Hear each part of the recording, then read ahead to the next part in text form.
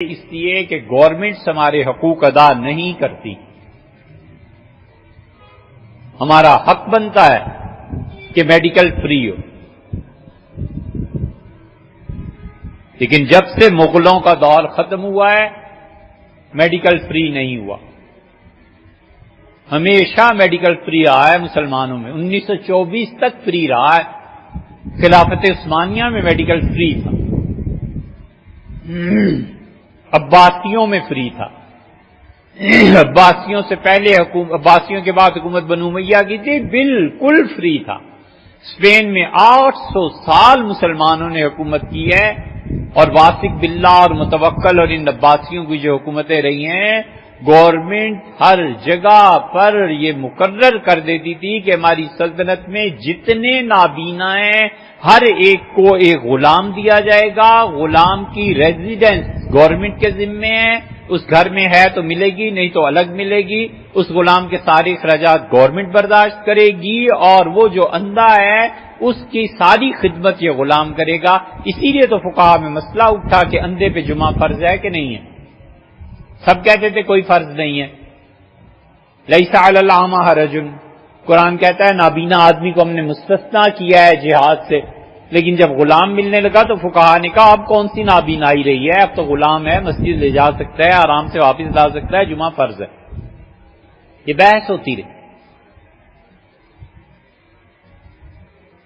Spain میں اب تک اس اسپتال کے آثار ہیں جہاں بیک وقت 1000 سے زیادہ مریض ہوا کرتے تھے.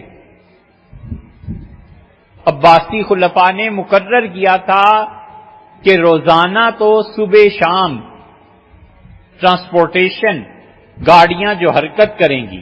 کمال اب یہ دیکھنا ہو تو لندن میں دیکھو، گاؤں میں کسی میں چلے جاؤ، انگلینڈ میں، گاؤں میں، امریکہ میں ایک ایمبولینس کھڑی ہے، ایک ڈاکٹر بیٹھا ہوا ہے، سارا دن فارغ ہے کہ اس بستی میں کسی کو کوئی تکلیف ہو جائے ڈاکٹر اور ایمبولینس دونوں موجود ہیں. بالکل یہ ہمارے والا پیٹرن ہے.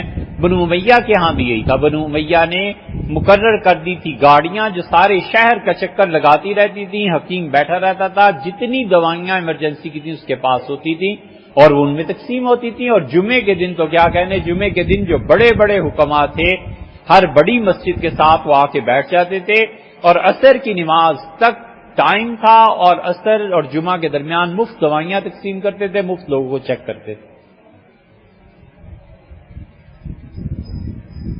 تو یہ ساری چیزیں گورنمنٹ کے ذمے ہیں. تعلیم حکومت کے ذمے ہیں، ٹرانسپورٹیشن حکومت کے ذمے ہیں.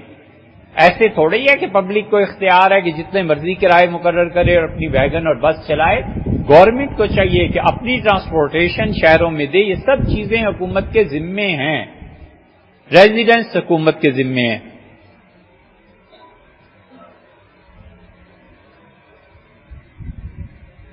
دوسری شادی کسی آدمی کی ضرورت ہے، پیسے نہیں ہیں، وہ گورنمنٹ کو کہتا ہے کہ کل کو کچھ ہوا معاشرے میں فساد تو مجھے نہ کہنا. گورنمنٹ کے ذمے ضروری ہے وہ اس کی دوسری شادی کرائے اور اس کے ساتھ ساتھ اس کا وظیفہ مقرر کرے.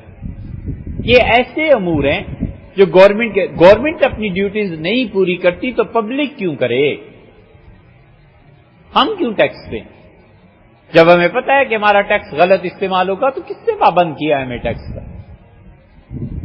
اسی لیے امام سرخسی رحمۃ اللہ علیہ کو قید ہو گئی تھی، اور امام سرخسی رحمۃ اللہ علیہ پہ تعزیر جاری کی گئی تھی کہ انہوں نے کہا ہمارے ذمے میں ٹیکس، ہمارے دور میں ٹیکس دینا بادشاہ کو کوئی ضروری نہیں ہے جب تک وہ ہمارے حقوق پورے نہیں کرتا.